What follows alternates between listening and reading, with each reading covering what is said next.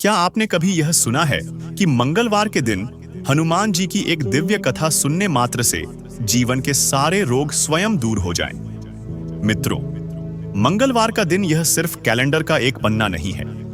यह वह पवित्र क्षण है जब स्वयं बजरंगबली आपके जीवन के हर अंधकार को मिटाने के लिए निकट खड़े होते हैं। कहते हैं, इस दिन हनुमान जी की कथा सुनना ऐसा है जैसे भीतर सोई हुई शक्ति को किसी ने झकझोर कर जगा दिया हो, जैसे किसी ने दिल पर पड़े बोझ को उठाकर बाहर फेंक दिया हो, जैसे जीवन की सारी गलतियां, सारे पाप, सारी बाधाएं धीरे धीरे धुलती चली जाएं। मित्रों, आप चाहे किसी भी स्थिति में क्यों ना हो, चाहे मन टूटा हुआ हो, घर में कलह हो, कार्य में बाधा हो, धन की कमी हो या आपके जीवन में कोई अदृश्य डर बैठ गया हो, मंगलवार की इस पावन कथा को श्रद्धा से सुन लेना ही काफी है। क्योंकि हनुमान जी की कथा केवल एक कहानी नहीं होती, यह एक आशीर्वाद होती है। कहा गया है कि जिस घर में मंगलवार के दिन हनुमान जी की कथा सुनाई जाती है, उस घर का दुर्भाग्य भी अपना रास्ता बदल देता है। उस घर के पाप भी क्षमा कर दिए जाते हैं। उस घर में ऐसी दिव्य ऊर्जा उतरती है कि नकारात्मक शक्तियां पास फटक भी नहीं पाती। और जो मनुष्य इस कथा को पूरी श्रद्धा से सुन ले, उसके भीतर ऐसी हिम्मत भर जाती है कि जीवन की कोई भी कठिनाई उसे झुका नहीं सकती। आप यह भी जानते होंगे कि हनुमान जी ही ऐसे देवता हैं जिनके नाम लेने भर से पाप नष्ट होने लगते हैं। और आज की इस कथा में आप उनके ऐसे चमत्कार सुनेंगे जो न केवल आपके मन को स्थिर करेंगे, बल्कि आपके भीतर यह विश्वास भी जगा देंगे कि आप अकेले नहीं हैं। आपके साथ स्वयं संकट मोचन खड़े हैं। इस कथा को सुनने से पहले अपने मन को शांत कर लीजिए। एक छोटा सा संकल्प भी ले लीजिए कि आप पूरी कथा अंत तक सुनेंगे, क्योंकि आधी कथा सुनने से पाप तो धुलते नहीं, उल्टा मन में भ्रम बढ़ता है। और भ्रम ही वह बंधन है जो इंसान को आगे बढ़ने नहीं देता। अब आप और हम मिलकर इस पावन यात्रा में प्रवेश करने वाले हैं। यह वह यात्रा है जहां हर दृश्य में भक्ति है, हर प्रसंग में शक्ति है और हर शब्द में हनुमान जी का स्वयं का आशीर्वाद छिपा है। लेकिन प्यारे दोस्तों, आगे बढ़ने से पहले आपको एक अत्यंत महत्वपूर्ण सत्य बता दूं, जो स्वयं हमारे प्राचीन धर्म ग्रंथ गरुड़ पुराण में स्पष्ट रूप से कहा गया है। वहां लिखा है कि मंगलवार के दिन हनुमान जी की कथा पाठ या व्रत संबंधित किसी भी सीख को बीच में छोड़ना केवल ज्ञान से वंचित होना नहीं, बल्कि पाप की श्रेणी में आता है। क्योंकि अधूरी कथा मन में संदेह, भ्रम और आधा अधूरा सत्य छोड़ देती है। और यही अधूरापन कई बार मनुष्य को गलत राह पर ले जाता है। मंगल व्रत तो विशेष रूप से संकटों को दूर करने वाला, पापों को नष्ट करने वाला और जीवन को शक्ति देने वाला माना गया है। ऐसे में अगर कोई मंगल व्रत की कथा को बीच में छोड़ दे, तो वह उस दिव्य फल से स्वयं को दूर कर देता है जो हनुमान जी अपने भक्तों को देना चाहते हैं। इसलिए आपसे विनम्र प्रार्थना है कि आज की यह मंगल व्रत कथा आप अंत तक अवश्य सुने। यह केवल एक कहानी नहीं है, यह आपके जीवन का दर्पण है। इसमें आपको अपने कर्म दिखाई देंगे, अपने पापों का भार महसूस होगा और अपने भविष्य का मार्ग भी। हो सकता है इस कथा का कोई एक शब्द, कोई एक प्रसंग आपके जीवन का दुर्भाग्य दूर कर दे। हो सकता है यह कथा आपके सिर पर मंडरा रहे संकटों को उसी क्षण मिटा दे। क्योंकि मंगलवार की कथा में वह दिव्य शक्ति होती है जहां हनुमान जी स्वयं अपने भक्तों का हाथ पकड़कर उन्हें हर अंधकार से बाहर निकाल देते हैं। और दोस्तों, यदि आप सच्चे सनातनी हैं, यदि आप मंगल व्रत की महिमा में आस्था रखते हैं, तो यह भी आपका धर्म है कि ऐसी पावन कथाओं और शिक्षाओं को अपने तक सीमित ना रखें। उन्हें अधिक से अधिक लोगों तक पहुंचाएं, क्योंकि किसी एक व्यक्ति तक भी यह कथा पहुंच गई और उसका जीवन बदल गया, तो उसका पुण्य आपको भी मिलेगा। इसीलिए इस वीडियो को लाइक करें, इसे अपने परिवार और मित्रों तक साझा करें और हमारे चैनल को अवश्य सब्सक्राइब करें, ताकि मंगल व्रत, हनुमान भक्ति और धर्म की पवित्र शिक्षाएं निरंतर आपके जीवन में उतरती रहे। अब स्वयं को तैयार कर लीजिए, मन को शांत कर लीजिए, क्योंकि जो कथा अब आप सुनने जा रहे हैं वह आपके जीवन में चमत्कार ला सकती है। तो चलिए प्यारे दोस्तों, श्रद्धा, विश्वास और भक्ति के साथ मंगल व्रत की इस पावन कथा की शुरुआत करते हैं। बहुत समय पहले की बात है। एक गांव था किशनपुर। उसी गांव में केदार और रमन नाम के दो भाई रहते थे। उनके पिता, जो अब इस संसार में नहीं थे, गांव के एक प्रतिष्ठित जमींदार थे। परिवार के पास अच्छी खासी खेती की जमीन और एक पक्का मकान था। मां का साया भी बचपन में ही उठ गया था, सो दोनों भाई पिताजी की देखरेख में पले बड़े थे। केदार बड़ा भाई स्वभाव से मेहनती और संस्कारी था। वह पिता की हर आज्ञा मानता और हर काम में हाथ बटाता था। पर छोटा रमन घर का लाडला होने के कारण जिम्मेदारियों से हमेशा कतराता रहा। उसे अपनी जिंदगी अपनी मनमर्जी से जीना ही पसंद था। रमन की जिंदगी एक बाढ़ आई नदी के जैसी थी, जिसमें हर लहर एक नया पाठ सिखाती है। पर हाय री किस्मत, कुछ लोग अपनी ही नौका को बीच भंवर में डुबो बैठते हैं। और आज की हमारी कहानी ऐसे ही एक व्यक्ति रमन की है। यह कहानी है लोभ, जुए के भयानक जाल और एक भाई के असीम त्याग की। यह उस वक्त की बात है जब अनिकेत ने अपनी सारी पूंजी जुए के काले गड्ढे में गंवा दी थी। उसे अपना व्यापार फिर से खड़ा करने के लिए धन की सख्त जरूरत थी। उसके माता पिता तो नहीं थे, बस एक भाई था केदार, जो धन दौलत और मानसान में आसमान छू रहा था। रमन अपने भाई के पास मदद मांगने गया, पर वहां उसे साफ इनकार मिला। रमन के मन में एक ही सवाल शूल की तरह चुभ रहा था। अगर केदार अपनी अथाह संपत्ति में से एक छोटा सा अंश भी उसे दे देता तो उसका क्या बिगड़ जाता। इसी कड़वी सोच ने रमन के हृदय में क्रोध की अग्नि जला दी और इसी आग ने एक भयानक निर्णय करवा दिया। केदार की दौलत हथियाने के लिए रमन ने अपने ही सगे भैया का अपघात करवा दिया। उनके नाम की सुपारी दे दी। केदार की सारी संपत्ति रमन के हाथों में आ गई थी। वह बहुत प्रसन्न हुआ, यह सोचकर कि अब उसकी पूरी जिंदगी ऐशो आराम में गुजरेगी। पर रमन के होश तो तब उड़े जब वह अगले ही दिन केदार के भव्य हवेली पर पहुंचा और वहां राजा के सिपाही आ गए। उसने तुरंत जाली कागजात दिखाए कि संपत्ति अब उसके नाम पर है, लेकिन किसी ने उसकी बात ना सुनी। रमन पर विपदा तब टूटी जब सिपाही उसे बंदी गृह ले गए। वहां पर उसने जो नजारा देखा उससे वह और भी ज्यादा भ्रमित हो गया था। वहां 3 जवान लड़कियां बैठी थीं, पर उन्हें देखकर वह पहचान नहीं पाया। रमन के जीवन का एक भयंकर मोड़ था। रमन मधब देश के करीब एक छोटे से गांव किशनपुर का रहने वाला था। उसका जन्म और पालन पोषण उसी गांव में हुआ था। जब उसने आंख खोली तो देखा कि उसके पिता की गांव में बहुत सारी जमीनें और एक छोटा सा घर था। वे 2 भाई थे, बड़ा केदार और छोटा रमन। कोई बहन नहीं थी। दोनों ही अपने माता पिता की आंखों का तारा थे। केदार शुरू से ही माता पिता का कहना मानते थे और हर काम में उनका साथ देते थे, जबकि रमन घर का छोटा और लाडला बेटा होने के नाते हमेशा घर की जिम्मेदारियों से बचता रहा। उसे अपनी जिंदगी अपनी मर्जी से जीना बहुत पसंद था। वक्त के साथ साथ दोनों भाई जवान हो रहे थे और उनके माता पिता वृद्ध। पिताजी ने गांव की एक अच्छी लड़की देखकर सबसे पहले केदार का विवाह करवाया। केदार शुरू से ही परिश्रमी थे, जबकि रमन को आवारागर्दी करना ज्यादा पसंद था। मां हमेशा रमन से कहती थी कि बेटा अपने भाई की तरह मेहनती बनो। रमन कहता, मां परिश्रम करने से कुछ नहीं होता। भैया अगर मेहनत करते हैं तो क्या हुआ, वह बड़े हैं। पिताजी के बाद इस घर को उन्हीं को तो देखना है। मां कहती थी कि बेटा तुम्हारी सोच बहुत अलग है। तुम दोनों ही भाई अपने पिता के बेटे हो और दोनों का इस घर को चलाने का बराबर से हक बनता है। मगर रमन की सोच ऐसी बिल्कुल नहीं थी। फिर एक वक्त ऐसा भी आया। केदार ने गांव में ही पिताजी की जमीन पर खेती बाड़ी करना शुरू कर दी थी।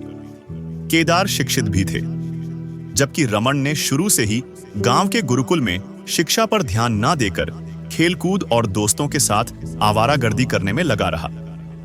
रमन को वैसे भी विवाह करने का कोई शौक नहीं था। केदार के यहां पुत्री पैदा हुई थी।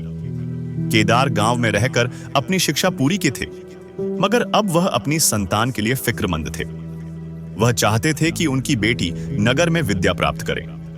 इसलिए उन्होंने फैसला किया कि वे सब यह गांव छोड़कर नगर चलेंगे और वहीं अपनी जिंदगी गुजारेंगे। मां इस बात के लिए राजी नहीं थी। उन्होंने कहा कि बेटा तुम लोगों का जन्म यहां हुआ है, तुम लोगों की परवरिश मैंने इसी गांव में की है। तुम लोग अपने गांव को छोड़कर क्यों जाना चाहते हो? केदार कहने लगे, मां मैं चाहता हूं कि गांव की जमीन और घर बेचकर नगर में आवास ले लूं और बाकी के बचे हुए धन से व्यापार शुरू कर लूं। मां केदार की बात मानकर राजी हो गई, मगर रमन बीच में बोल पड़ा। उसने कहा था, भैया पिताजी की जायदाद आप इस तरह से नहीं बेच सकते।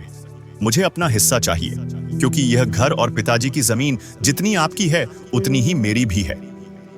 केदार रमन की बात सुनकर हैरान रह गए। वह किसी से कुछ कह भी नहीं सकते थे। वह जानते थे कि रमन कोई काम धंधा नहीं करता और वह चाहते थे कि वह नगर में जाकर अच्छा व्यवसाय करें, ताकि उनका पूरा परिवार एक साथ रह सके और सुकून की जिंदगी गुजार सके। मगर रमन के इस तरह के कहने पर केदार ने कुछ नहीं कहा और दोनों भाइयों में पिताजी की जायदाद आधी आधी बढ़ गई थी। वे लोग नगर पहुंचे तो वहां जाकर उन्होंने अलग अलग आवास खरीद लिए थे। मां ने अनिकेत के लिए लड़की पसंद कर ली थी और तुरंत उससे उसका विवाह करवा दिया था। लड़की गांव की ही थी, इसलिए रिश्ता लगने में ज्यादा दिक्कत नहीं आई थी। गांव वाले कहते थे कि यह लोग नगर जा रहे हैं, जहां अमीरों जैसी जिंदगी गुजारेंगे। यही वजह थी कि नगर आने से पहले रमन का विवाह हो गया, मगर शर्त यह थी कि वह नगर में सिर्फ अपनी पत्नी के साथ अलग घर में रहेगा। रमन को बंटवारे के जो धन मिले थे उससे उसने नगर में एक छोटा सा मकान खरीद लिया था। रमन ने भी मकान खरीद लिया था और बाकी के बचे हुए धन का उन्होंने क्या किया यह रमन नहीं जानता था। रमन मां को अपने साथ नहीं रख सकता था। यह बात उसने केदार से पहले ही कह दी थी। केदार को इस बात पर कोई आपत्ति नहीं था। केदार ने मां को अपने साथ रख लिया था, मगर उन्होंने रमन से एक बात कही थी। उन्होंने कहा था, भाई तुम अभी नादान हो, तुमने कभी परिश्रम नहीं किया। इतना याद रखना कि तुम्हारे पास जो पिताजी की जायदाद के पैसे हैं वह सारे पैसे किसी अच्छी जगह लगाना। उन पैसों का गलत इस्तेमाल मत करना, वरना तुम बर्बाद हो जाओगे। रमन ने केदार की बात पर ध्यान नहीं दिया था। नगर में आकर जैसे तैसे वह स्थापित हो गया था। केदार और मां के क्या हाल थे वह पलट कर भी नहीं देखता था। वह तो सिर्फ अपनी पत्नी के साथ नगर के इस छोटे से घर में हंसी खुशी रह रहा था। कुछ दिनों तक तो उसने उन पैसों से ही खर्चा किया जो बंटवारे के थे, लेकिन आगे तक ऐसा नहीं चल सकता था। उसे कुछ ना कुछ तो करना ही था। उसने कोई काम ना ढूंढकर नगर के आवारा लड़कों के साथ मित्रता कर ली और उनके साथ जुए का खेल खेलने में व्यस्त हो गया था। शुरू में जुआ खेलकर रमन को काफी रकम हासिल हुई थी।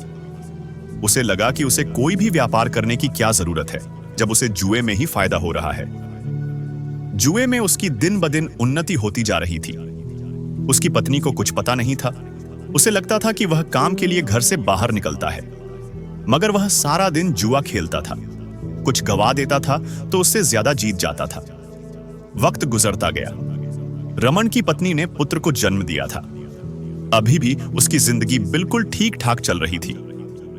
पिताजी की जायदाद के पैसों में वह खूब जुआ खेलता था और इस खेल में खूब माहिर हो गया था। एक दिन रमन के पास केदार का संदेश आया। उन्होंने कहा, घर आ जाओ, मां का देहांत हो गया। यह सुनकर रमन के होश उड़ गए थे। उसकी आंखों में अश्रु आ गए थे। वह अपनी पत्नी को लेकर केदार के बताए हुए पते पर गया तो यह देखकर हैरान रह गया कि केदार किसी छोटे और मामूली घर में नहीं, बल्कि बहुत बड़े महल जैसी हवेली में रह रहे हैं। वहां मां का अंतिम संस्कार हुआ। रमन की आंखें फैल गई थीं कि उसके भाई ने तो पिताजी की जायदाद बेचकर अपना काफी अच्छा कारोबार कर लिया है और वह कहां है। जुआ खेलकर खूब सारे पैसे कमाने के बावजूद भी वह एक छोटे से घर में रह रहा है। यह सब देखकर उसका दिल तो दुखा, मगर वह कुछ नहीं कर सकता था। फिर धीरे धीरे रमन की बर्बादी के दिन शुरू हो गए थे। वो धीरे धीरे अपना सब कुछ जुए में हारने लगा। अब वक्त के साथ साथ उसकी पत्नी को भी पता चल गया था कि वह कोई व्यापार नहीं करता बल्कि जुआ खेलता है। उसने घर में रमन के साथ झगड़ा करना शुरू कर दिया था। अब रमन जुए की लत में इतना ज्यादा बेकार हो चुका था कि वह अपना काफी कुछ गवा बैठा था। अब उसके पास गंवाने के लिए कुछ भी नहीं था। इसलिए उसने फैसला किया कि जिस घर में वह रहता है वह घर भी उसे बेच देना चाहिए। जब उसने अपनी पत्नी से कहा कि वह यह घर बेच रहा है और वे लोग किराए के मकान में जा रहे हैं, तब उसने बहुत हंगामा किया था। उसका कहना था कि तुमने अपना सब कुछ बर्बाद कर दिया। अपने भाई को देखो, परिश्रम करके कितना सफल हो गया, और एक तुम हो जिसने कभी मेहनत नहीं की, जुए में सब कुछ बर्बाद कर दिया। मेरी छत मत छीनो। काश अगर तुम यह गलत काम ना करके मेहनत कर लेते तो आज हमें यह दिन देखना ना पड़ता। रमन ने अपनी पत्नी से कहा, मैंने कभी मेहनत नहीं की। मैंने हमेशा अपनी जिंदगी अपने हिसाब से जीना चाहिए है। और तुम कौन होती हो मेरे मामले में बोलने वाली? उसने कहा कि अच्छा, अगर यही बात है तो फिर मैं हमेशा हमेशा के लिए तुम्हें छोड़कर जा रही हूं और साथ में अपना बच्चा भी ले जा रही हूं। उसकी बात सुनकर रमन को बेहद अफसोस हुआ था कि वह उसे छोड़कर जा रही है, मगर फिर उसने उसे जाने दिया। वह जानता था कि वह कहां जाएगी। गांव में अपने मायके, अपने माता पिता के पास तो वहां सुखी रहेगी, मगर रमन को अपने पुत्र की दूरी बर्दाश्त नहीं थी। वह पूरी तरह से खाली हाथ हो चुका था। बार बार अपनी किस्मत जुए में आजमा रहा था, लेकिन उसकी किस्मत जो शुरू में बहुत अच्छी चल रही थी, अब पूरी तरह से बेकार हो चुकी थी। वो अपना घर भी गवा बैठा था और अब उसके पास कुछ भी नहीं था। वह सड़कों पर इधर से उधर फिर रहा था। फिर दिमाग में ख्याल आया कि उसे अपने भैया से मदद मांगनी चाहिए। वह तो करोड़पति है, बहुत बड़े हवेली में रहते हैं। रमन केदार के घर उनसे सहायता मांगने के लिए गया। वह जानता था कि वह उसका बड़ा भाई है। उसने पहले भी उसके माता पिता की और उसकी खातिर काफी कुछ किया है। अभी भी वह उसकी तकलीफ देखकर तड़प जाएगा और तुरंत व्यापार के लिए 51,000 स्वद्राएं उसे दे देगा। वह जैसे ही केदार के महानुमा घर के दरवाजे पर पहुंचा तो देखा कि केदार अपने घर के दरवाजे से निकल रहे थे। रमन ने फौरन केदार को पकड़ लिया और कहा कि भैया, मेरी बात सुनो, मुझे आपसे बहुत जरूरी बात करनी है। केदार ने कहा, हाँ बताओ, क्या बात है? रमन ने कहा, भैया, मुझे धन की सख्त जरूरत है। रमन की बात सुनकर केदार ऐसे अनजान बन रहे थे जैसे वह उनका कुछ हो ही नहीं। केदार कहने लगे, तुम यह किस तरह की बातें कर रहे हो? पागल हो गए हो क्या? मेरे पास कोई धन नहीं है। केदार ने कहा, भैया ऐसा मत करो, मेरी सहायता कर दो, मुझे कुछ धन दे दो। केदार तो रमन के मुंह पर साफ इनकार करके वापस अपने घर के अंदर जाने लगे थे। रमन ने उनके घर का दरवाजा बहुत खटखटाया तो द्वारपाल ने उसे वापस भेज दिया और कहने लगा कि निकल जाओ यहां से, क्यों परेशान कर रहे हो? केदार के मुंह से इनकार सुनकर रमन वापस आ रहा था। उसे अपने भैया से ऐसी उम्मीद नहीं थी। वर्षा बहुत तेज हो रही थी। उसने जोर से चिल्ला चिल्ला कर कहा कि भैया, मुझे अंदर तो बैठ जाने दो, हम आराम से बैठकर बात करते हैं। देखिए भैया, बाहर कितनी वर्षा हो रही है। केदार, जो कि अपनी खिड़की में खड़े हो गए थे, उन्होंने नहीं में अपनी गर्दन हिलाकर साफ इनकार कर दिया और खिड़की से खड़े होकर कहने लगे कि देखो रमन, जो बात है यहीं से करो, मैं तुम्हें अंदर नहीं आने दे सकता। केदार के शब्द रमन के दिल को छलनी कर गए थे। उसने कहा, भैया लेकिन क्यों अंदर नहीं आने दे सकते आप? मुझे क्या, मैं आपका भाई नहीं हूं? केदार ने गुस्से में हाथ उठाया और कहने लगे कि नहीं। रमन ने कहा, भैया मैं तो आपसे मिलने के लिए आया था। केदार गंभीर होकर बोले, रमन जो बात है यहीं पर करो, मुझे बहुत काम है, मुझे तंग मत करो। रमन एकदम से खामोश हो गया था। ऐसा लग रहा था जैसे बोलने के लिए उसके पास सारे शब्द खत्म हो गए हों। उसने कहा, भैया मैंने अपनी जायदाद जुए में हार दी है, मुझे धन की जरूरत है, मुझे धन चाहिए। रमन की बात पूरी भी नहीं हुई थी कि केदार सख्त शब्दों में कहने लगे, रमन देखो हो, तुम्हारा जो हिस्सा था तुम्हें मिल चुका है और जो कुछ भी है वह मैंने अपनी मेहनत से बनाया है, तो तुम्हें मेरी मेहनत से कोई मतलब नहीं होना चाहिए। तुमने अपनी जायदाद के पैसों को बर्बाद क्यों कर दिया? मैं इसमें कुछ नहीं कर सकता। यह कहकर केदार ने खिड़की का पर्दा बंद कर दिया था और फिर अंदर चले गए थे। रमन ने उन्हें आवाज देकर बुलाना चाहा तो द्वारपाल ने उसे रोक लिया और कहने लगा कि देखो यहां से चले जाओ, वरना हमारी नौकरी खतरे में पड़ सकती है। रमन ने कहा, तुम्हारा दिमाग तो ठीक है, ये मेरा भाई है, मेरा सगा भाई, मुझे अंदर जाने दो। द्वारपाल बोला, वह थोड़े गुस्से में है लेकिन ठीक हो जाएंगे। रमन ने द्वारपाल को अपनी सफाई देनी चाहिए थी, लेकिन वह भी किसी डीठ से कम नहीं था। उसने रमन की एक भी नहीं सुनी और खामोशी से उसका हाथ पकड़कर उसे घर से बाहर निकाल दिया। रमन वर्षा में भीग रहा था, लेकिन वहां पर किसी को भी उसकी परवाह नहीं थी। इसी तरह चलते चलते उसे सड़क पर ठोकर लगी और वह औंधे मुंह नीचे गिर गया था। उसकी ठोड़ी से रक्त भी बहने लगा था, लेकिन वहां पर कोई ऐसा नहीं था जो उसकी परवाह करता। उसने वही पत्थर जो उसके मुंह पर लगा था उठाकर पूरी ताकत के साथ सड़क की दूसरी तरफ उछाल दिया था। फिर चेहरा आसमान की तरफ करके चिल्लाते हुए कहने लगा कि देख लेना केदार, मैं तेरा जीना दुश्वार कर दूंगा। जिस जायदाद पर तू उछल रहा है, मैं तेरे हाथ से सब कुछ छीन लूंगा। तेरे पास एक फूटी कौड़ी भी नहीं रहने दूंगा। वो दिन रमन के लिए बहुत मुश्किल था। उसकी जायदाद जा चुकी थी, रिश्ते जा चुके थे, उसकी पत्नी उसे छोड़कर अपने मायके चली गई थी। उसने पुत्र की शक्ल तक नहीं दिखाई थी।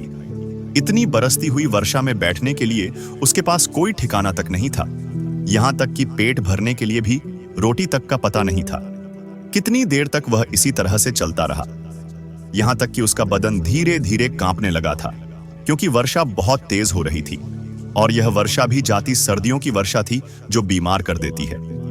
उसके हाथ पैर नीले पड़ने शुरू हो चुके थे, लेकिन वह भी जिद में इसी वर्षा में चल रहा था।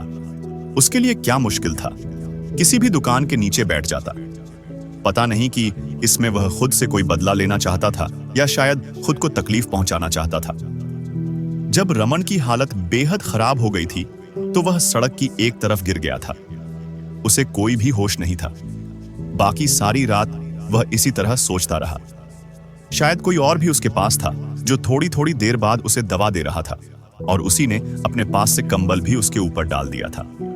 रमन ने आंखें खोलने की बहुत कोशिश की थी, लेकिन बेहोशी की वजह से उसका बुरा हाल था। पता नहीं कितनी देर वह इसी तरह से लेटा रहा था। जब आंख खुली तो देखा कि वह खाली कमरे में है, जहां नीचे जमीन पर एक वस्त्र बिछा हुआ है और उसी वस्त्र के ऊपर वह लेटा हुआ है। सिर्फ इतना ही नहीं, आसपास एक जल का घड़ा और दीवारों पर पान की पीक के निशान भी बड़े साफ दिखाई दे रहे थे। वह घुटन भरा था, छोटा था और छत भी काफी नीचे थी। वहां से वह कोई अंदाजा भी नहीं कर पाया था कि वह किस जगह पर मौजूद है। कुछ देर वह इसी तरह से लेटा रहा था, फिर हिम्मत करके कमरे से बाहर निकला तो वह जगह बहुत ही अजीब थी। पता नहीं यह उनके नगर का कौन सा इलाका था। उसने पहले कभी नहीं देखा था, क्योंकि कमरे से निकलते ही बाहर की गली शुरू हो रही थी और गली इतनी तंग थी कि जब तक भीड़ के दो दो लोग एक दूसरे से आपस में न टकराए, उनके लिए वहां से गुजरना दुश्वार हो जाएगा।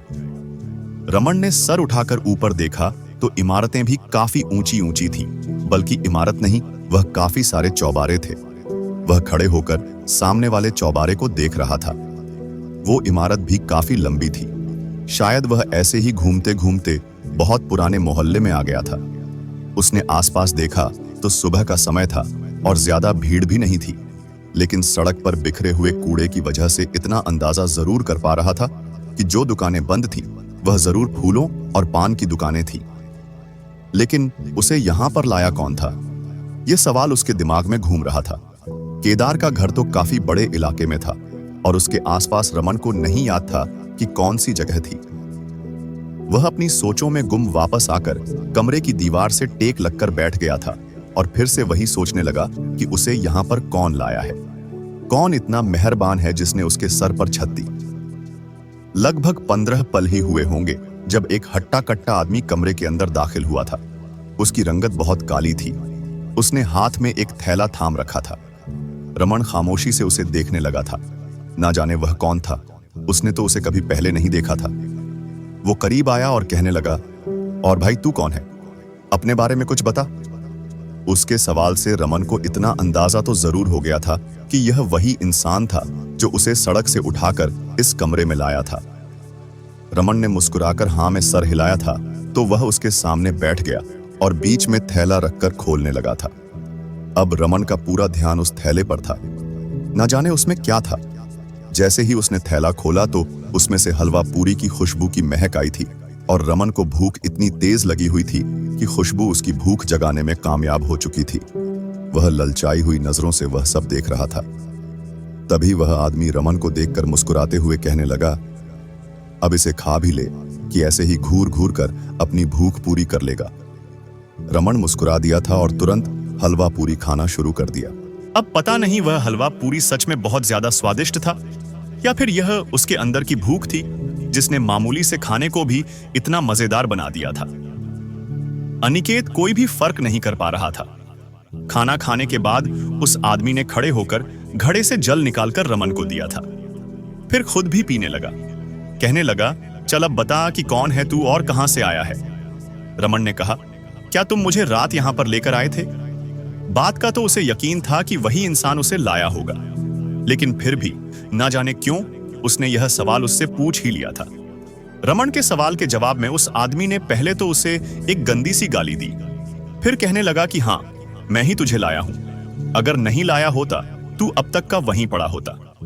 चल, शाबाश, मेरा समय बर्बाद मत कर और अपनी कहानी बता कि कौन है तू और वहां पर कैसे पड़ा हुआ था। सब कुछ बता। खबरदार, जो तूने मुझसे झूठ बोला तो। पहले अनिकेत के दिल में ख्याल आया कि उसे इस आदमी से झूठ बोल देना चाहिए, ना जाने वह कौन था। लेकिन फिर उसने झूठ बोलने का इरादा रद्द कर दिया था और सोचा कि उसके पास कौन सी दौलत या जायदाद पड़ी हुई है जो इसे सच बताएगा और यह लूटपाट कर लेगा। ना तो उसके पास अपना घर है, ना दौलत है अभी, और ना ही बच्चे हैं और ना ही परिवार है। वो इसे क्यों झूठ बोले, उसे इसे सच सच बता ही देना चाहिए। यह फैसला करके रमन ने धीरे धीरे अपनी कहानी उसे बताना शुरू की थी कि वे दो भाई हैं। गांव में उसके पिता की जमीन का बंटवारा हुआ था। उन सबको बेचकर आधा धन उसे मिल गया और आधा उसके भाई को। उसका भाई नगर आ गया तो वह भी उसके पीछे नगर आ गया था। उसके भाई ने उन पैसों से एक छोटा सा घर खरीद लिया और बाकी के पैसे अपने व्यापार में लगा दिए, और फिर अब वह नगर का एक करोड़पति इंसान बन गया। जबकि रमन के पास भी उतने ही पैसे थे जितने उसके भाई के पास थे। उसने भी एक छोटा सा घर खरीदा और बाकी सारे पैसे वह धीरे धीरे जुए में हार गया। कुछ पैसे तो वह जुए में जीत चुका था, जिनसे उसने काफी मजे किए थे। लेकिन अब उसके हाथ में कुछ भी नहीं है। दोनों भाई एक दूसरे से बहुत कम मिलते थे। यहां नगर आने के बाद रमन को जुए की लत और भी ज्यादा पड़ गई थी। पहले पहले तो वह डरता था, लेकिन जब जीतने लगा तो उसने बिना सोचे समझे रकमें लगाना शुरू कर दी। उसकी पत्नी ने उसे बहुत रोका था, लेकिन जब उसने उसकी बात नहीं मानी तो वह उसे छोड़कर चली गई और साथ ही उसके पुत्र को भी ले गई। अब रमन पूरी तरह से खाली हाथ हो गया। उसने सोचा था कि भाई के पास जाकर उससे व्यापार के लिए पैसे मांग लेता है और अब की बार ईमानदारी से व्यापार करेगा। जब उसका कारोबार खड़ा हो जाएगा तो वह अपनी पत्नी से अपना पुत्र लेकर उसे त्याग दे देगा, ताकि उसे पछताना पड़े कि वह हीरे को छोड़कर चली गई थी, मगर वह कुछ नहीं कर सका। भाई ने भी उसकी कोई मदद नहीं की। कुछ देर तो उसे समझ ही नहीं आया कि वह क्या कर रहा है।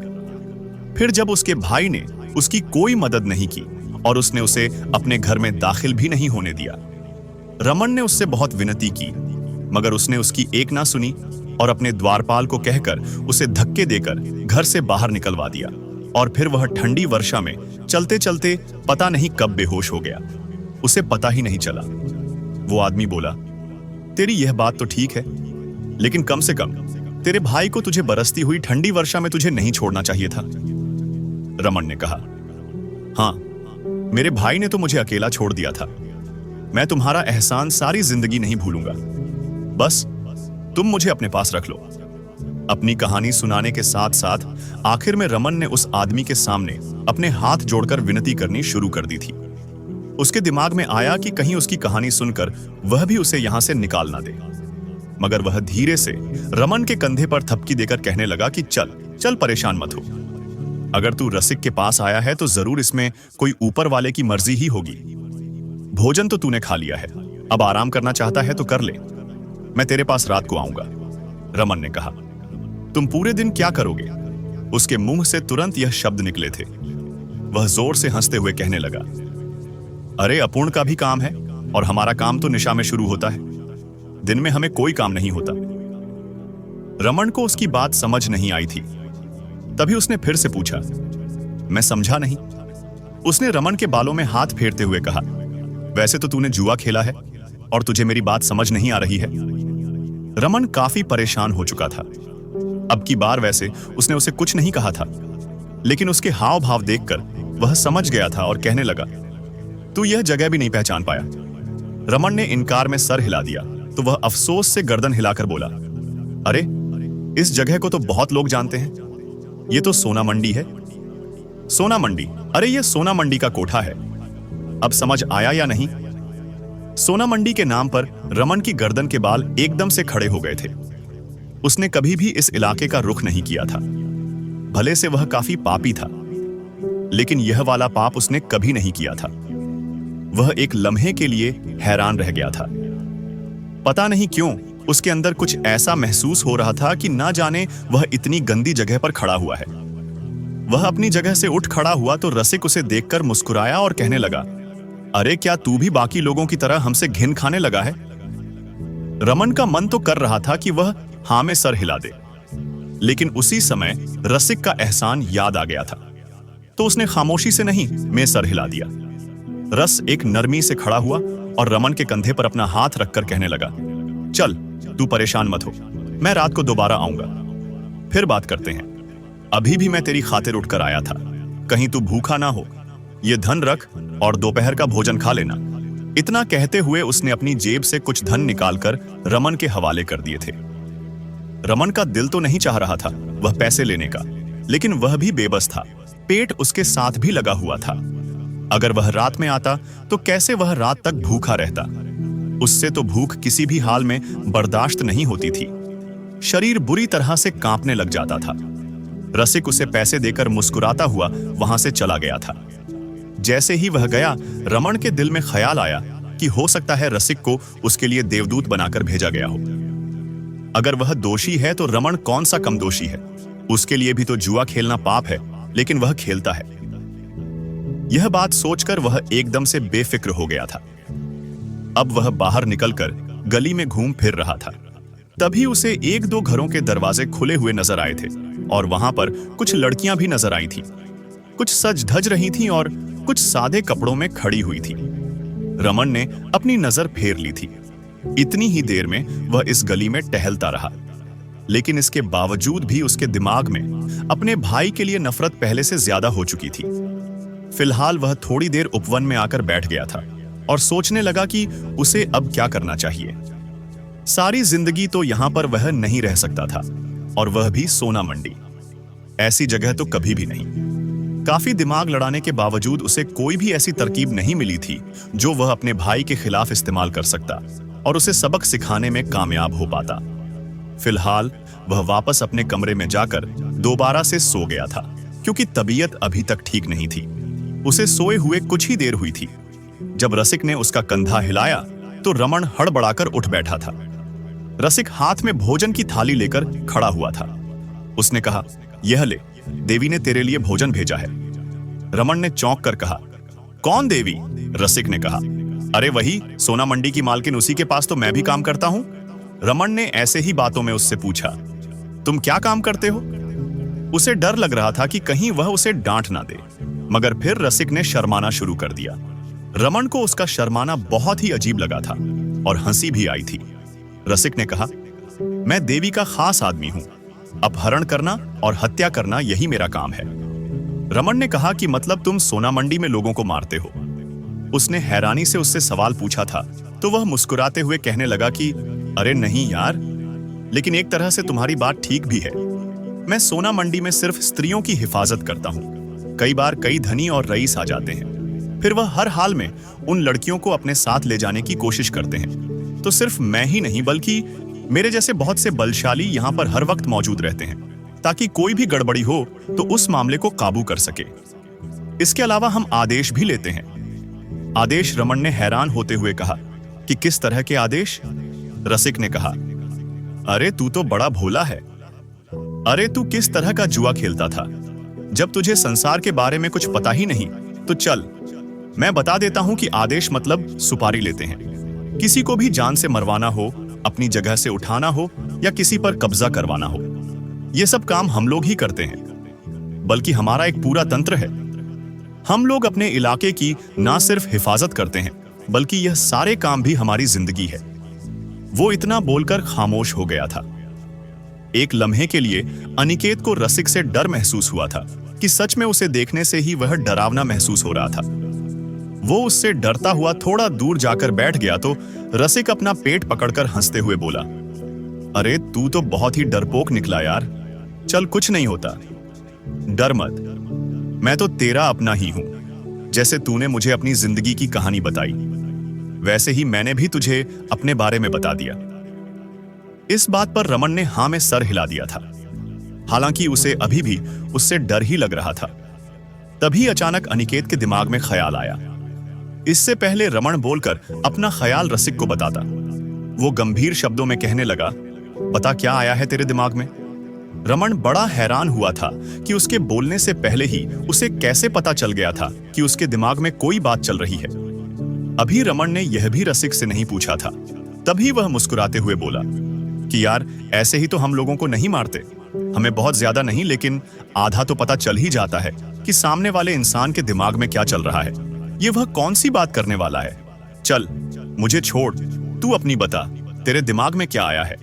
रमन ने धीमे शब्दों में कहा कि यार, तू किसी को मारने का क्या लेता है? यह शब्द कहते हुए वह काफी घबराया हुआ था। रसिक उसके कंधे पर हाथ मारकर कहने लगा कि तेरे लिए मुफ्त में ही मार दूंगा। बता किसे मारना है? मुझे क्यों लग रहा है जैसे तू अपने भाई को ही मरवाना चाहता है। जैसे ही रसिक ने यह बात कही तो रमन की आंखें हैरानी से फैलने लगी थी। वो हंसकर कहने लगा कि चुपचाप ज्यादा मत सोच। मैंने बताया ना कि मैं इंसान का चेहरा पढ़ लेता हूं। मैं तुझे यहां इसीलिए लाया था कि तेरा चेहरा पढ़ लिया था। मैंने सोचा कि तू मासूम है, चल हो जाएगा तेरा काम। लेकिन मैं तुझे एक दिन और देता हूं ताकि अच्छी तरह से सोच समझकर फैसला कर ले। अगर यह मौका हाथ से निकल गया तो मैं नहीं चाहता कि बाद में तू पछताता फिर कि तूने अपने भाई को क्यों मरवाया था या फिर उसे क्यों नहीं मरवाया। तुझे जो करना है सोच समझ करना। और यह कहकर वह वहीं रमन की जगह पर लेट गया था, अपनी सोच में खोया हुआ था। क्या वह सच में अपने भाई को मारने की कोशिश कर सकता है? उसके अंदर से एक आवाज निकली थी, लेकिन तभी उसके दिमाग ने कुछ ना सुना और नहीं को हाँ में बदल दिया था कि जब उसे रमन का ख्याल नहीं तो वह उसका ख्याल क्यों करे। वैसे भी तो दुनिया में सैकड़ों लोग मरते ही हैं, उनमें से एक उसका भाई भी मर जाएगा तो कोई फर्क नहीं पड़ता। अंदर ही अंदर अनिकेत अपना फैसला करने में कामयाब हो चुका था। तब तक रसिक भी सो चुका था।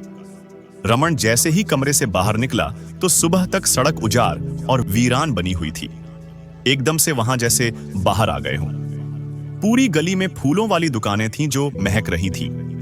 इन दुकानों के ऊपर पीले रंग के दिए भी रोशन थे। सिर्फ इतना ही नहीं, चौबारे और घरों के दरवाजों में भी एकदम से बाहर आ गई थीं। स्त्रियां खूब सज-धज कर छज्जों और चौबारे के दरवाजों में खड़ी हंस रही थीं। एक लम्हे के लिए उन लड़कियों की नजर रमन पर पड़ी थी तो वह उस पर ही फतियां कसने लगी थी। रमन शर्म की वजह से कभी इधर देखता तो कभी उधर देखता था। कुछ भी समझ नहीं आ रहा था। एकदम से वह रंगीन दिया टूट चुका था, क्योंकि तभी रमन को गली की दूसरी तरफ से एक आदमी भागता हुआ दिखाई दिया था। उसका सर फटा हुआ था और कपड़े रक्त से सने हुए थे। बेचारा वह मुश्किल में भाग रहा था। उसके पीछे 3-4 लोग तलवार लेकर उसी की रफ्तार से दौड़ रहे थे और कह रहे थे कि रसिक किधर है तू? शिकार को पकड़। चूहे की तरह बिल में घुसकर बैठा है। उस आदमी को पकड़ने के साथ साथ वह रसिक को भी ललकार रहे थे। रमन हैरानी से यह नजारा देख रहा था। वहां पर खड़ी हुई लड़कियां बेफिक्र थीं, जैसे उनको कोई फर्क ही नहीं पड़ता, बल्कि वह तो ऐसे देख रही थी जैसे कि नजारा उनके लिए मामूली हो। जैसे ही वह आदमी रमन के कमरे के करीब आया, एकदम से उसे पीछे से धक्का पड़ा था और वह गिरते गिरते बचा था। जब रमन ने होश संभालकर अपने पीछे देखा तो वहां कोई भी नहीं था। हालांकि सामने गली में रसिक उस आदमी को गर्दन से दबोच कर खड़ा हुआ था। रसिक ने उसकी गर्दन दबोच कर कहा, साले क्या पाप करके आया है? और रमन यह सारा नजारा खड़े होकर देख रहा था। उसे अपनी आंखों पर विश्वास ही नहीं आ रहा था कि यह वही इंसान है जो उसकी इतनी सेवा कर रहा है और उसके सामने इतनी नरमी और मुस्कुराहट से बात करता है। लेकिन इस समय वह कोई दरिंदा भेड़िया लग रहा था जिसके सामने अपना शिकार था और वह उसे एक लम्हे में चीर फाड़ कर देना चाहता था। दूसरे आदमी ने कहा कि रसिक प्राण ले ले इसकी, कोई फायदा नहीं है इसका संसार में रहने का। रसिक ने यह तक नहीं पूछा कि इस आदमी ने क्या किया है। देखते ही देखते उसने एक झटके से उस मासूम इंसान की गर्दन तोड़ डाली थी। इसके बाद पूछने लगा कि अरे यार, अब तू बता कि क्या किया था इसने। तो जिस आदमी ने उसे मारने के लिए कहा था वो नरम शब्दों में कहने लगा कि मेरे धन उठाकर भाग रहा था। चोर था साला। अच्छा चल, सही हुआ, एक चोर का बोझ संसार से कम हो गया। वह बड़े सुकून से अपने हाथ दीवार के साथ साफ करते हुए बोला था। यह देखकर रमन के चेहरे का रंग एकदम से उड़ गया था। वह तो यकीन ही नहीं कर पा रहा था कि वह इस कदर जालिम हो सकता है। पूरी गली में एकदम सुकून था। कोई भी इस बात पर ज्यादा ध्यान नहीं दे रहा था। जो आदमी उसके पीछे आ रहे थे आगे आए और रसिक के हाथ अपने माथे पर लगाते हुए कहने लगे कि बहुत बहुत आभार तेरा, चल हम चलते हैं। यह कहकर उन्होंने उस आदमी की लाश उठाई और वहां से चले गए थे। रमन के तो रोंगटे खड़े हो गए थे। तभी रसिक ने उसे देखकर एक जोरदार हंसी लगाते हुए कहा, तू भी अभी से डर गया है। रमन तो अभी भी सदमे में था। ना जाने कितनी देर लगी थी उसे इस सदमे से बाहर आने के लिए। उसने कहा, तुम्हें बिल्कुल भी डर नहीं लगा? रसिक ने कहा, यार डर नहीं लगा, इसलिए तुझे सोचने का समय दिया है ताकि तू अच्छी तरह से सोच ले, वरना तेरे भाई को मारने से पहले भी मुझे बिल्कुल नहीं सोचना पड़ेगा। रमन ने मुश्किल से खुद को शांत किया और कहा, हाँ मुझे समय दो, अच्छी तरह से सोच लूंगा। कुछ देर वह वहीं पर बैठा रहा था, फिर गली के बाहर आया। उसे तो गली के बाहर आते ही बहुत शर्म आने लगती थी, क्योंकि स्त्रियों ने छोटे छोटे वस्त्र पहन रखे होते थे और वह उसे बार बार अपनी तरफ खींच रही थी। वह गली उसने बड़ी मुश्किल से पार की थी। नजरें नीचे किए बस तेज कदम उठाकर जैसे तैसे वहां से निकल आया था। रमन नहीं जानता था कि वह कहां जा रहा है। कुछ देर बाद एहसास हुआ तो उसे समझ आया कि उसका रुख अपने भाई के घर की तरफ है। जब यह एहसास हुआ तो उसने वहीं से अपना इरादा बदल लिया था और वह घोड़े की बग्घी लेकर गांव आ गया था। यहां अपनी पत्नी के मायके उसने पुत्र से मिलने की बात की तो उसने उसे पुत्र से मिलने दिया। उसका पुत्र बहुत दुबला हो चुका था। उसके चेहरे पर कोई भी रंग रूप नहीं था। वह बहुत निर्धन लग रहा था। रमन ने अपनी पत्नी से पूछा कि इसे कुछ भोजन नहीं हो। पहले तो वह मुंह बनाकर खड़ी रही। उसने रमन की बात का जवाब नहीं दिया। रमन ने फिर से पूछा तो वह भी खामोश रही। रमन ने कहा, तुम तो इसे यहां बड़े घमंड के साथ लेकर आई थी, जैसे यहां तुम्हें धन की कभी कोई कमी नहीं होगी और भोजन की भी नहीं। रमन ने जब उसे यह ताने दिया तो वह एकदम से रोने लगी थी। रमन को उसे रोता हुआ देखकर यकीन ही नहीं आ रहा था कि यह उसकी वही पत्नी है जो बड़े गर्व के साथ उससे लड़ रही थी। वो रोते हुए रमन के पैरों में बैठ गई, जबकि रमन हैरान था। उसने कहा, क्या हुआ है, तुम ठीक हो ना? उसने इनकार में सर हिलाते हुए कहा कि मैं बिल्कुल ठीक नहीं हूं, मुझे अपने साथ वापस लेकर चलो। रमन ने कहा कि तुम यहां पर क्यों नहीं रह सकती, तुम तो बड़े घमंड के साथ यहां आई थी। वो रमन के आगे हाथ जोड़कर बोली, मैं गलत थी, मुझे माफ कर दो। मैंने बहुत बड़ी गलती कर दी तुम्हें छोड़कर। मैं अपने जिस भाई पर गर्व करती थी उसी ने मुझे जलील कर दिया। उसकी पत्नी मेरे बेटे को मारती है, सिर्फ हमें एक पहर का खाना देती है। उसकी बात सुनकर रमन की आंखों में अश्रु आ गए थे। वह कैसा इंसान था कि उसने अपनी पत्नी और बेटे की जिंदगी बर्बाद कर दी थी। रमन ने अपनी पत्नी और बेटे को तसल्ली दी और कहा कि तुम लोग परेशान मत हो, हम जल्द ही वापस जाएंगे। अभी मैं तुम लोगों को अपने साथ नहीं ले जा सकता क्योंकि मेरे पास खुद कोई ठिकाना नहीं है। मैं तुम लोगों को कहीं पर भी नहीं रख सकता। अभी कुछ दिन प्रतीक्षा करो, बहुत ही जल्द मैं तुम लोगों को ले जाऊंगा। वह उन्हें तसल्ली देकर तो आ गया था, लेकिन अब उसे कोई रास्ता दिखाई नहीं दे रहा था। बार बार उसकी आंखों में अश्रु आ रहे थे जो वह अपनी आस्तीन से साफ कर रहा था। वह चल रहा था जबकि दिमाग में बुरी तरह से झगड़ा चल रहा था। तभी उसे दूर से आती हुई एक बग्घी दिखाई दी। एक बार तो मन किया कि इस बग्घी के नीचे कूदकर अपनी जान दे दे, लेकिन फिर यह सोचकर रुक गया कि अगर उसकी जान चली गई तो उसके घर वालों को कौन पूछेगा। अगर किसी की जानी चाहिए तो वह है उसका भाई। रमन ने उसी समय अपने भाई को संदेश किया था और फैसला कर लिया था कि वह उसकी मदद कर दे तो वह कुछ नहीं करेगा, बस जितनी मदद चाहिए कर दे। एक बार उसने यह भी सोचा कि अगर ऐसा नहीं हुआ तो फिर वह अपने भाई को जो बहुत बड़ा सबक सिखाएगा। अगर किसी एक का मरना अटल है तो वह कोई और नहीं उसका भाई ही होगा।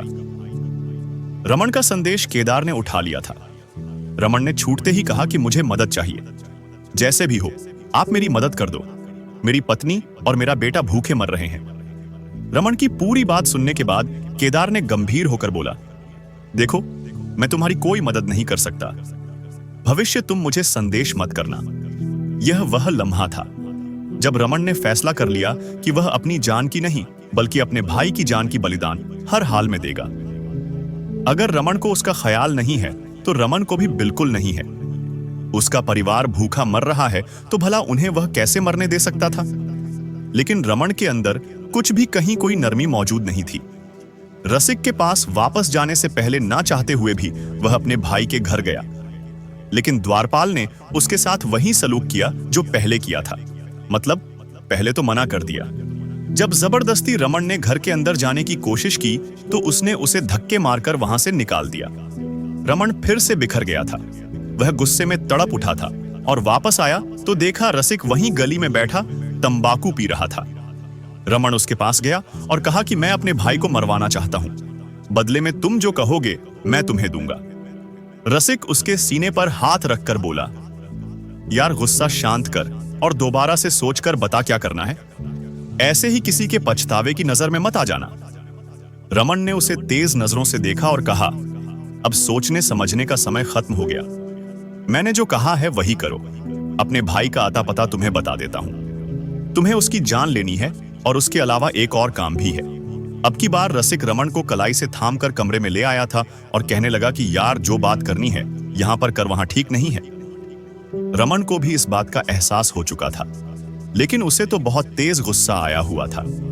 उसकी आंखों से अश्रु बहने लगे और उसने कहा, मेरे जिस भाई को मेरा ख्याल ही नहीं है, मैं उसका ख्याल क्यों करूं? मुझे नहीं अपने भाई का कोई ख्याल है। बस किसी तरह उसे संसार से मिटा दो। रसिक ने कहा कि अच्छा, और दूसरा काम क्या करना है? यह कहते हुए उसने एक पात्र में जल भरकर रमन के सामने रख दिया था। रमन जल पीकर कुछ हद तक शांत हुआ था और बोला, दूसरा काम यह है कि उस जगह के कागज बनवाने हैं। वैसे तो मेरे भैया की जायदाद मुझे ही मिलेगी, लेकिन उस जगह का कोई प्रमाण तो मेरे पास होना चाहिए। अगर भविष्य को किसी ने आकर कुछ पूछ लिया तो मैं क्या करूंगा? मेरे पास दिखाने के लिए कुछ तो होना चाहिए। रसिक ने कहा कि ठीक है, तेरा काम हो जाएगा, परेशान मत हो, तू बस मुझ पर यकीन रख। रमन वहीं पर बैठ गया था और उसका दिल बुरी तरह से डूब रहा था, लेकिन फिर भी वह अपने किए गए फैसले पर डट चुका था। अगले दिन तक रमन के दिल की हालत बहुत खराब थी। रसिक को वह अपने भाई के बारे में बता तो चुका था, वह सोया ही पड़ा था। जब रसिक आया और उसे उठाया, रमन हड़बड़ाकर उठ गया था, लेकिन हैरानी से आंखें फाड़कर उसे पहचानने की कोशिश कर रहा था। कुछ लम्हे लगे थे उसे दुनिया में वापस आने के लिए। उसके बाद उसने पूछा कि क्या बात है, इतनी सुबह सुबह सब ठीक तो है ना? रसिक ने अपनी जेब से कुछ कागज निकालकर अनिकेत के सामने रख दिए और कहने लगा, यह तेरा दूसरा काम हो गया। एक लम्हे के लिए रमन के हाथ पैर कांपने लगे थे, लेकिन फिर वह बेफिक्र हो गया और कागज देखे। वो पढ़ा लिखा तो था ही नहीं, उसे क्या पता था कि क्या लिखा हुआ है। उसने रसिक पर ही यकीन कर लिया था और फिर पूछा कि पहले काम का क्या बना? तो वह हंसकर बोला कि पहले के बाद ही तो दूसरा काम किया है। एकदम से जैसे रमन के अंदर खामोशी उतर गई थी। ना जाने कितनी देर वह इसी तरह से बैठा रहा।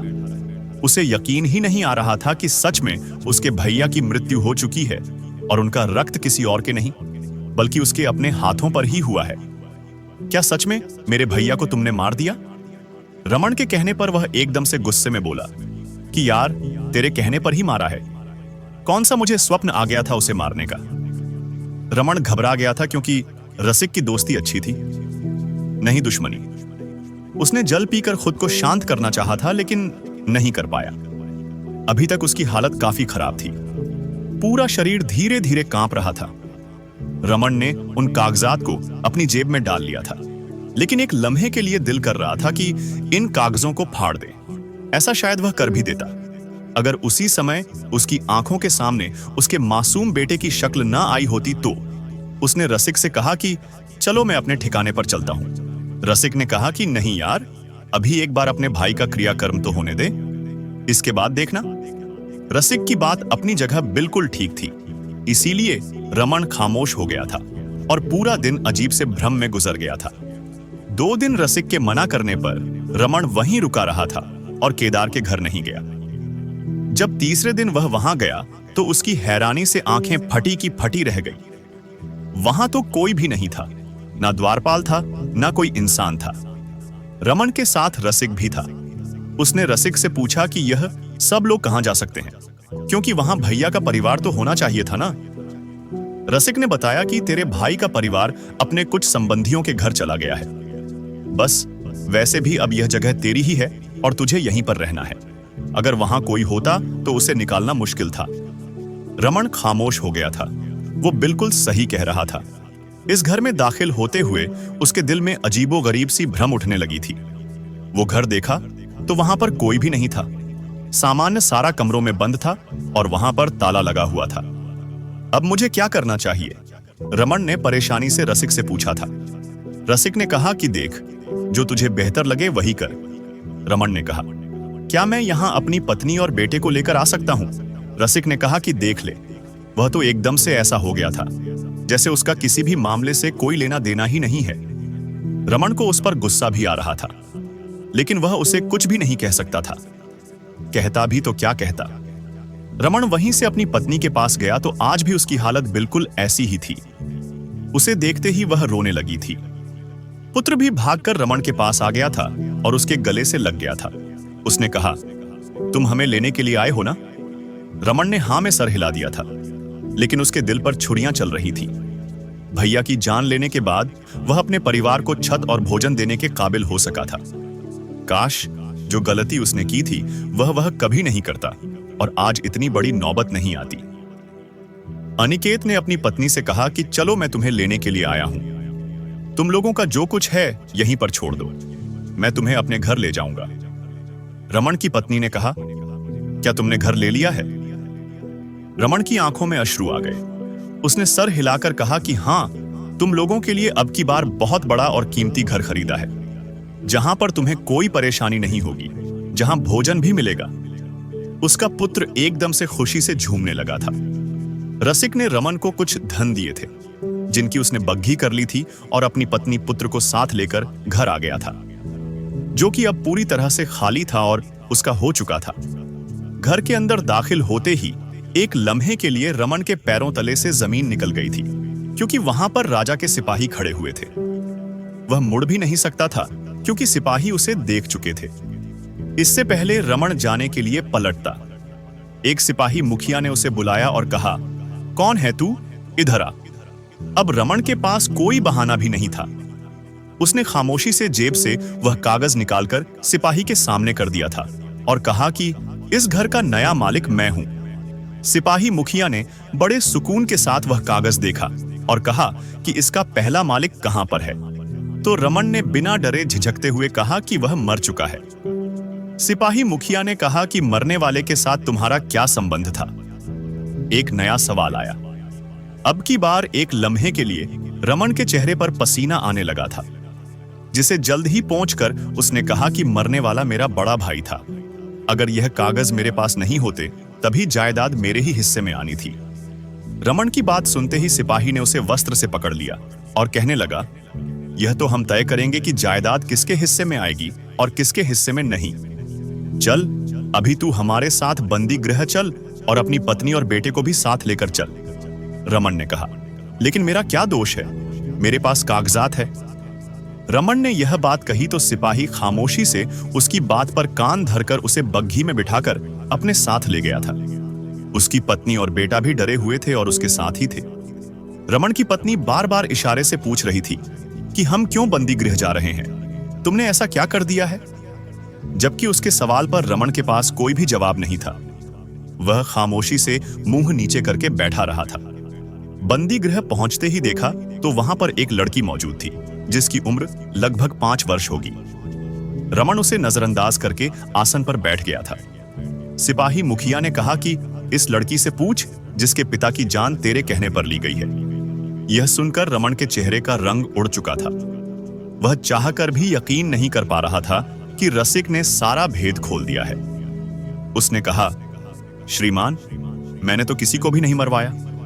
सिपाही ने कहा कि जिस जायदाद को तू अपनी बता रहा है वह तेरे भाई की नहीं बल्कि एक कारखाने के मालिक की जायदाद है। तेरे भाई की जायदाद तो यह लड़की है। यह वह लड़की है जो तेरे भाई की पुत्री है। अब अपने बच्चों के साथ साथ तेरी जिम्मेदारी है कि तू इसकी भी परवरिश करेगा। रमन ने कहा, वह मेरे भाई का घर था, वह बहुत ही धनवान है। तो सिपाही मुखिया ने हंसते हुए कहा कि किस समय में जी रहा है? तेरा भाई किसी कारखाने का मालिक नहीं था, नहीं, वह घर उसका था, बल्कि तेरा भाई उस घर में सारथी की सेवा किया करता था और वहीं पीछे एक छोटे से मकान में अपनी बेटी और पत्नी के साथ रहा करता था।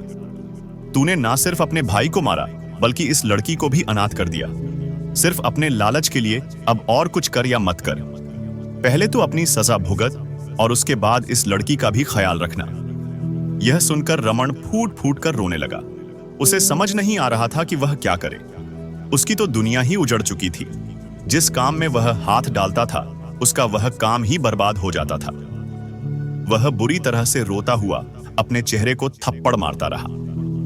तभी वहां पर रसिक भी आ गया और रमण चिल्लाकर बोला कि तुझे अगर यही करना था तो मेरे भाई की जगह मुझे मार देता। पता नहीं उस समय उसके रोने में क्या बात थी। पछतावा था, गुस्सा था, या फिर जिम्मेदारी का बोझ था। बंदी गृह में सब लोग रमन को देख रहे थे। पता नहीं वह वहां पर न जाने कहां से केदार भी आ गए थे। इसके बाद जो हुआ वह अलग कहानी थी। बाद में रसिक ने बताया कि उसने केदार को मारा ही नहीं था, बल्कि जो हुआ वह सिर्फ एक छल था कि रमन को उसके लालच का अंजाम मिल जाए। उसके बाद रसिक ने ही कहा कि तुम्हारे भाई ने मुझे तुम्हारा लालच खत्म करने के लिए धन दिए थे, ताकि तुम्हें सबक सिखाकर तुम्हें सही रास्ते पर ला सकूं। उस रात वर्षा में भी तुम्हारे भाई ने मुझे तुम्हारे पीछे भेजा था। अगर वह खुद आता हमदर्दी करता तो शायद आज तुम्हें पछतावा ना होता। रसिक के मुंह से सारी सच्चाई सुनकर रमन केदार के पैरों में गिर गया। रो रो कर उनसे क्षमा मांगी तो केदार ने भी उसे क्षमा कर दिया और फिर धन लगाकर उसे अलग से व्यापार कराया। और आज ईश्वर की कृपा से रमन बहुत अच्छा कारोबार कर रहा है, बल्कि अपने घर को भी चला रहा है। रमन अपने भाई के साथ जो कुछ कर चुका था उसके लिए आज भी शर्मिंदा है, मगर उसे रसिक जैसा अच्छा इंसान आज तक नहीं मिला। दर्शक बंधु, पूरा जीवन कभी कभी इतनी बड़ी सीख बन जाता है कि मनुष्य चाहे ना चाहे उसे अपनी गलतियों का आईना देखना ही पड़ता है। रमन की यह पूरी यात्रा मंगलवार के व्रत की 3 अमूल्य सीखों को बेहद गहराई से समझा देती है। बिना किसी ग्रंथ का नाम लिए, बिना किसी नियम की बातें किए, सिर्फ एक साधारण इंसान की गिरती बिखरती जिंदगी के माध्यम से। सबसे पहली सीख हमें वहीं समझ आती है जहां रमन अपनी जायदाद, अपनी पत्नी, अपना घर, सब कुछ जुए की आग में झोंक देता है। धन का लोभ इतना भयावह होता है कि वह इंसान की आंखों से सच का प्रकाश ही छीन लेता है। रमन के पास वही धन था जो उसके भाई के पास था, पर एक ने उसे परिश्रम में लगाया और दूसरे ने उसे हवस में, और जब हवस पूरी नहीं हुई, जब जेब खाली हो गई, जब घर बिक गया, तब उसे भाई पर हक याद आया। फिर मन में यह जहर उतरा कि भाई ने मदद क्यों नहीं की। यही वह क्षण था जब रमन के भीतर का लोभ आग बनकर उठ खड़ा हुआ और उसने पाप की वे सीमाएं पार कर दी जिन पर कदम रखते ही मनुष्य अपना मंगल खो देता है। मंगलवार का व्रत हमें यही सिखाता है कि धन मेहनत से कमाया जाए, हक़ दूसरों पर नहीं डाला जाए और कभी भी लालच हमारे निर्णयों का आधार न बने। जिस दिन मनुष्य अपने भीतर बैठी हवस पर विजय पा लेता है, उसी दिन उसके जीवन में शुभ का आरंभ हो जाता है। दूसरी सीख क्रोध की भयंकरता से जुड़ी हुई है। रमन जब भीखती रात में अपने भाई के दरवाजे पर खड़ा था। सर्द हवा चल रही थी, आकाश गरज रहा था। वही क्षण उसके जीवन का मोड़ था। वहां से लौटकर वह टूटा हुआ इंसान भी बन सकता था या क्रोध में जलता राक्षस भी। उसने दूसरा रास्ता चुना। भाई के सिर्फ एक वाक्य में कुछ नहीं कर सकता ने उसके भीतर ऐसी प्रतिशोध की भूल भुलैया बना दी कि वह इंसान से पापी बन गया। यही वह गलती है जिससे मंगलवार के दिन बचने की प्रार्थना की जाती है। क्रोध इंसान को अंधा कर देता है और जब क्रोध बदले में बदल जाता है तो मनुष्य अपने ही घर का दीपक बुझा बैठता है। अगर अनिकेत उस रात शांत बैठ जाता, थोड़ी देर अपनी छाती पीटकर रो लेता या सुबह उठकर फिर से किसी छोटे काम से शुरुआत कर देता तो उसकी दुनिया बच जाती। मंगलवार का भाव यही है कि क्रोध जब उठे तो हम प्रभु को याद करें, खुद को रोके और बदला लेने की इच्छा को वहीं मिटा दें, क्योंकि प्रतिशोध का मार्ग कभी किसी के मंगल का कारण नहीं बनता, केवल अमंगल का।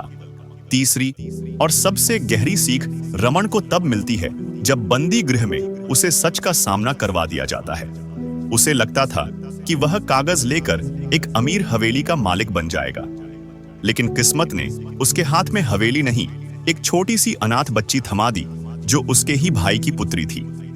वह सन्न रह गया। उसकी दुनिया घूम गई। और जब रसिक ने बताया कि उसके भाई को कभी मारा ही नहीं गया था, कि यह पूरा खेल सिर्फ उसे उसकी गलती दिखाने के लिए रचा गया था, तब रमन पहली बार भीतर से टूटा। पहली बार उसकी आंखों में सच्चा पश्चाताप उतरा। पहली बार उसने महसूस किया कि जिस भाई से उसने इतनी नफरत की, वही भाई उसे बचाने की कोशिश करता रहा। यही वह क्षण है जिसे मंगलवार की भावना कहते हैं। गलती को स्वीकारना, पश्चाताप करना और फिर जिम्मेदारी उठाना। अनिकेत अपने भाई के पैरों में गिर पड़ा, रोता गया, माफी मांगता गया।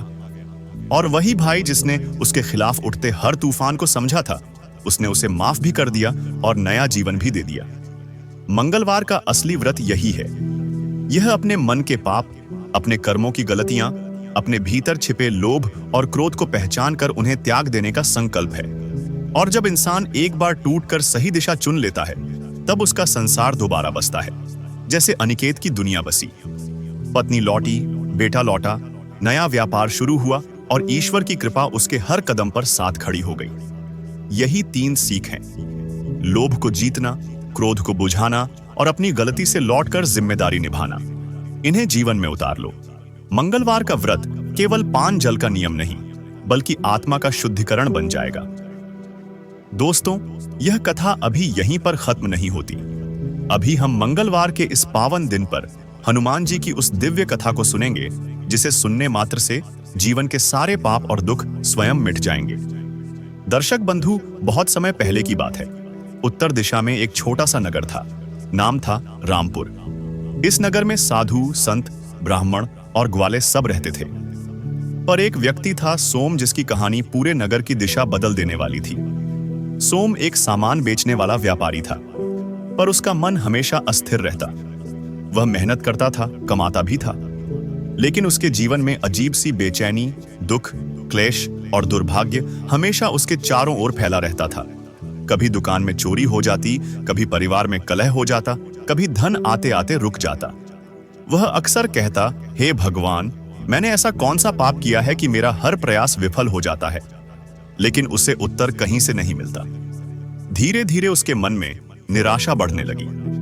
घर में हर दिन लड़ाई, व्यापार में घाटा और मन में अंधकार। उसका जीवन बस दुखों का सागर बन चुका था। एक दिन वह अत्यधिक दुखी होकर नगर के बाहर बहने वाली नदी के किनारे बैठा था। नदी शांत थी, पर सोम की आत्मा में तूफान उठ रहा था। उसके मन में आया कि शायद जीवन में शांति अब कभी नहीं मिलेगी। तभी पीछे से किसी ने बहुत कोमल स्वर में कहा, बेटा, क्या तुम मोह के दलदल में डूबने आए हो या बाहर निकलने आए हो? सोम ने पीछे मुड़कर देखा। सामने एक दिव्य तेजस्वी वृद्ध साधु खड़े थे। धवल दाढ़ी, लाल पीला वस्त्र, आंखों में अद्भुत तेज। सोम रो पड़ा, बोला, महाराज, मेरा जीवन अभिशाप बन गया है। लगता है जैसे सभी पाप, सभी दुर्भाग्य मेरी ही देन है। मैं कितनी ही पूजा पाठ कर लूं, किसी मंत्र का फल नहीं मिलता। साधु मुस्कुराए, क्योंकि तुमने अभी तक उस शक्ति का आश्रय ही नहीं लिया जो संसार का सबसे बड़ा रक्षक है, जिसने राम के लिए समुद्र पार किया, जिसने पर्वत हाथ में उठा लिया, जिसने भक्तों के पापों को उसी पल भस्म कर दिया। वह है हनुमान। सोम बोला, लेकिन महाराज, मैं हनुमान जी को भी याद करता हूं, फिर भी जीवन में समाधान नहीं आया। साधु ने गंभीर स्वर में कहा, स्मरण और समर्पण में अंतर होता है। तुमने हनुमान को पुकारा जरूर, लेकिन मन में संशय रखा। तुम्हारा हृदय अधूरा था और पवित्र कथा सुने बिना, व्रत किए बिना मन शुद्ध नहीं होता। मंगलवार का व्रत और हनुमान जी की पावन कथा ऐसी है कि इसे श्रवण करने मात्र से ही मनुष्य जन्म जन्म के पापों से मुक्त हो जाता है। क्या तुम यह कथा सुनना चाहोगे? सोम तुरंत उनके चरणों में गिर पड़ा। महाराज, यदि यह कथा मेरे अंधकार को मिटा दे, तो मैं अपना जीवन भी आपके चरणों में अर्पित कर दूंगा। साधु ने त्रिपुंड लगाया, गंगा जल छिड़का और कहना आरंभ किया। एक बार की बात है, त्रेता युग में जब रावण का अत्याचार बढ़ चुका था, तब भगवान श्री राम के लिए एक महान संकट खड़ा हो गया। माता सीता का हरण हो चुका था और श्री राम व्याकुल थे। पूरी वानर सेना उनके साथ थी। समुद्र रास्ते में था, लाखों मील लंबा, असीम, गहरा और भयानक। राम जी ने समुद्र देव से विनती की, पर समुद्र देव मौन थे। तभी भगवान को क्रोध आया और उन्होंने धनुष उठाकर समुद्र को सुखाने का संकल्प कर लिया। तभी समुद्र देव भयभीत होकर प्रकट हुए और बोले, नारायण, समुद्र तो स्थिर है, मैं मार्ग कैसे दूं? लेकिन आपकी सेना में एक महान महाशक्ति है हनुमान, यदि वे चाहे तो असंभव भी संभव हो सकता है। हनुमान जी आगे बढ़े, दोनों हाथ जोड़कर बोले, प्रभु, आपका कार्य करने में जो कण कण लग जाए वह भी मेरे लिए सौभाग्य है, मुझे आदेश दे। और उसी क्षण वह पवन पुत्र अपने विराट रूप में परिवर्तित हुए। उनका कद पर्वत से भी ऊपर हो गया, शरीर से तेज सूर्य से भी अधिक चमकने लगा और उनकी दहाड़ ने संपूर्ण समुद्र को हिला दिया। वानरों ने जय जयकार की, जय बजरंगबली, जय पवनसुत। हनुमान जी ने एक ही छलांग में समुद्र पार कर लिया और लंका भूमि पर कदम रखा। वहां उन्होंने राक्षसों का नाश किया, अशोक वाटिका में प्रवेश किया और पहली बार माता सीता को देखा। थकी हुई परंतु दृढ़, माता सीता ने आशीर्वाद दिया, हनुमान, तुम राम के सबसे प्रिय भक्त हो। जिस मनुष्य का मन तुम्हारी कथा सुनकर भी ना बदले, उसका कल्याण कठिन है। इसके बाद हनुमान जी ने लंका में ऐसा आतंक मचाया कि पूरा रावण सिंहासन हिलने लगा। उन्होंने एक एक राक्षस को धूल चटा दी, अंत में लंका को अपनी पूंछ से जला दिया। इस कथा में छिपा संदेश साधु ने सोम को समझाया, बेटा, हनुमान जी की कथा पाप नष्ट करती है, क्योंकि हनुमान स्वयं पापों के नाशक हैं। जहां उनका नाम होता है वहां दुख और दुर्भाग्य टिक नहीं सकता। सोम मंत्र मुग्ध हो गया, उसकी आंखों से आंसू बहने लगे। साधु बोले, अब मंगलवार का व्रत शुरू करो, हनुमान चालीसा पढ़ो और हर मंगलवार इस कथा को पूरे मन से सुनो। तुम्हारे सभी पाप, सभी क्लेश और जन्म जन्म का अंधकार स्वयं मिट जाएगा। सोम ने उसी क्षण व्रत का संकल्प लिया। पहला मंगलवार आया, उसने सुबह स्नान किया, मंदिर गया, हनुमान जी के सामने बैठा और पूरे मन से कथा सुनी। ऐसा लगा जैसे उसके जीवन में वर्षों से अटकी हुई हवा अचानक बहने लगी हो। दूसरे मंगलवार उसके व्यापार में रुका हुआ धन वापस आ गया। तीसरे मंगलवार घर की कलह अपने आप समाप्त हो गई। चौथे मंगलवार उसके जीवन में इतनी शांति, इतना तेज, इतना सौभाग्य आया कि पूरा नगर आश्चर्य करने लगा। अरे, यह तो वही सोम है जिसका जीवन बर्बाद हो गया था। सोम ने कहा, मेरे जीवन की सारी दिक्कतें दूर नहीं हुई, मेरे जीवन ने नया जन्म ले लिया है और यह सब मंगलवार की पावन कथा और पवनसुत हनुमान के चरणों की कृपा से हुआ है। उस दिन से उस नगर में हर मंगलवार हनुमान कथा का विशाल आयोजन होने लगा। हजारों लोग आते, कथा सुनते और अपने जीवन का अंधकार मिटाते। कहते हैं, जो भी इस पावन मंगलवार कथा को पूर्ण श्रद्धा से सुनता है, उसके जीवन से पाप, कष्ट, दुर्भाग्य और संकट उसी क्षण समाप्त होने लगते हैं। बजरंगबली अपने भक्त के सिर पर हाथ रखते हैं और सारी रुकावटें स्वयं हट जाती हैं। और यही कारण है कि आज भी लोग कहते हैं, मंगलवार की इस पवित्र कथा का श्रवण कर लो, जीवन में कोई क्लेश ना रहेगा। हनुमान जी का आशीर्वाद जिस पर पड़ जाए, उसके भाग्य के द्वार स्वतः खुल जाते हैं। प्यारे मित्रों, कहानी पसंद आई है तो वीडियो को लाइक और चैनल को सब्सक्राइब करें। जय श्री राम।